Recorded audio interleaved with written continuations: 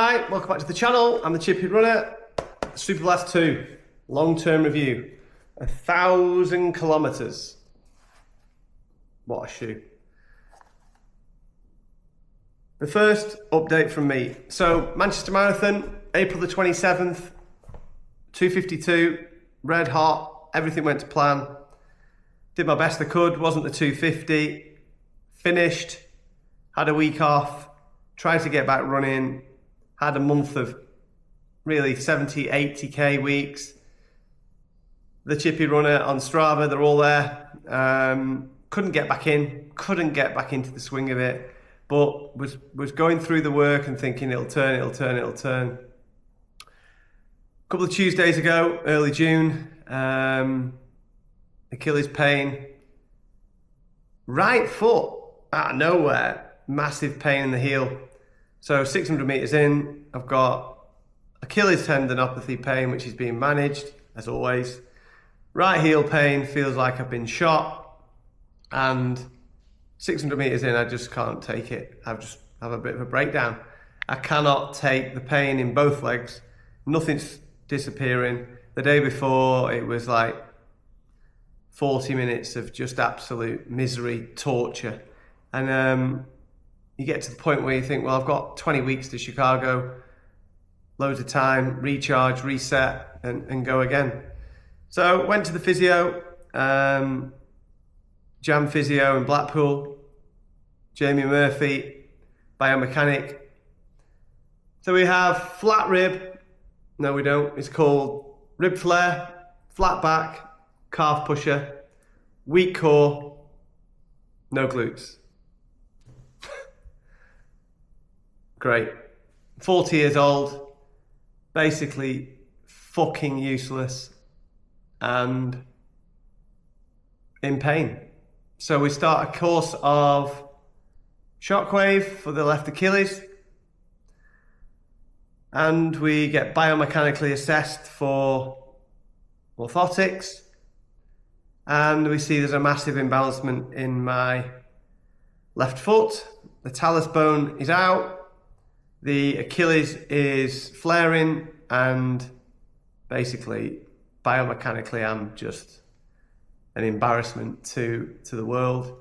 I then proceed to tentatively get back to running, where I do, what are we on now? The 16th of June. I do 6 runs. After 12 days off, I cover 37 kilometers of pure hell. Unfit, hot, slow, terrible, crap running. The pain is in my adductor, the pain is in my abs, the pain's in my feet, and nothing's getting better. So we are now in a position where I had a test yesterday for my right heel on a calcaneus stress fracture, which the squeeze test didn't go to plan really. I had some shockwave which reacts to the bone. That nearly sent me through the roof. And I am now in a position on Wednesday, tomorrow at 7 o'clock. I'm going for an MRI to see what is going on. Whilst I'm there, I thought I may as well have an MRI on the left one. So I'm going to have an MRI on the left Achilles to see how bad the tendinopathy is, and the right heel to see if I have a stress fracture or if I have insertional Achilles tendinopathy or whatever else it could be in that right foot. So right now I'm dealing with mental energy, a real struggle in terms of being 40, having all these things I need to work on, rib flare, flat back, calf pushing, no glutes, weak core. Probably not going to do Chicago. I'm not going to do myself any good, rushing to get back. And yeah, maybe the 4 marathons in 12 months have basically been too much, too soon for an athlete of my of my ability. So Manchester 2025 was my 4th marathon. 2024 I went 3:12. Then I did Chester 2:57. Then I did Valencia 2 months later, in 2:54 in the November-December time, and then in April has just gone in 2:52. So 4 marathons in 12 months, and you then start to question everything.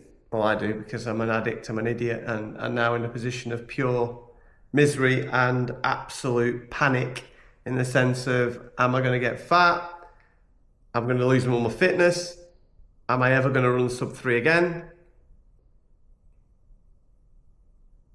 But tomorrow is the day we find out, or tomorrow is the day I get scanned to see where I'm at. So right now, 24th of June, very little hope on Chicago. Running is so painful.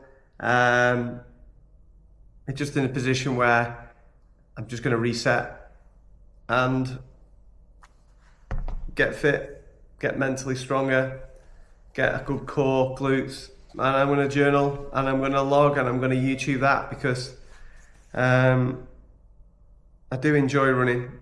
It helps me stay alive on the planet with all the work stress. It didn't help last week that we got robbed at one of the shops. It was 35 degrees on Friday. We made no money across the 10 shops, and suffered badly with injury and pain that doesn't allow me to go and run. So anyway, enough of that. Let's get back to the Superblast 2. So the Superblast 2 now has been retired for me. It's done 1,002 kilometers. Colorway is horrendous still, but what a shoe it's been. If you actually look at it, it's still in unbelievable order. There's no tears, there's no rips. The upper is absolutely in pristine order. There's a tiny little bit of wear at the back there, but I mean, come on, like, it's hardly falling apart. We look at the bottom. Yeah, I'm saying there's wear there. But again, we're not through to the bottom of the insole. 1,000 Ks, all logged on Strava. And to me, the greatest of all time. I'm not even going to go any further than that. I've literally loved every bit of running in the Superblast 2. So much so, we have got another pair. But look at the colour difference. I mean, you can't not get on with the Superblast when it's all in black. These guys have now set off on the journey, a nice fresh pair, and they are as good as the other pair. So hopefully I can get back running soon. Hopefully we get to the bottom of the left Achilles and the right heel problem. Hopefully I am not doing a series on stress fractures, tendinopathy, rehab, the road back to recovery of running. But if that's the case, that's the case. Let's be honest and open. Superblast 2, back in the armory, staying there. I don't think anything beats it. The Evo SL, no, not even close. I don't care. Keep banging the drum of it's value for money. Yeah, it's value for money, but it isn't as good as this. Thanks for watching. I've been the Chippy Runner. Please like and subscribe. We can get this thing to 500 views, 500 views, 500 subscribers even, and 1,000. Grow the page. It'll be really good, and I appreciate it. It's been a really tough month, but we're coming out the other way, and I appreciate all the comments. I'll get back to everybody as ever. And yeah, I've been the Chippy Runner. Keep chipping away. Thanks for watching.